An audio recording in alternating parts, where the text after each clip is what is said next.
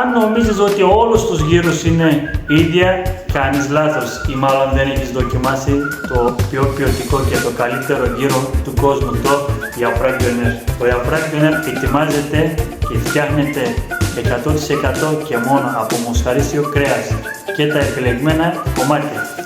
Εδώ πέρα έχουμε ετοιμάσει το κρέας μας για να φτιάξουμε το πιο ποιοτικό και το καλύτερο γύρο.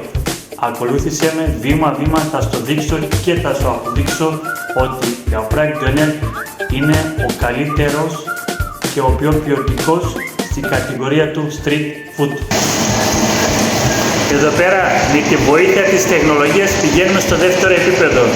Με αυτό το μηχάνημα τα κρέατα που τα ετοιμάσαμε για το Yaprak Döner θα το κόψουμε σε πολύ λεπτές φέτες. Με τη βοήθεια της τεχνολογίας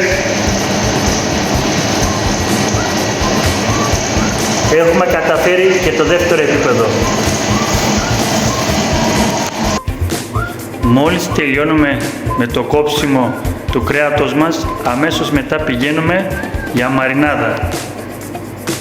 Τις λεπτοκομμένες φέτες μας έχουμε βάλει στο μηχάνημα, έχουμε βάλει και τη μαρινάδα μας, δηλαδή το γάλα, αλάτι και το πιπέρι. Κλείνουμε το καπάκι μας και αφήνουμε να γίνει η μαρινάδα.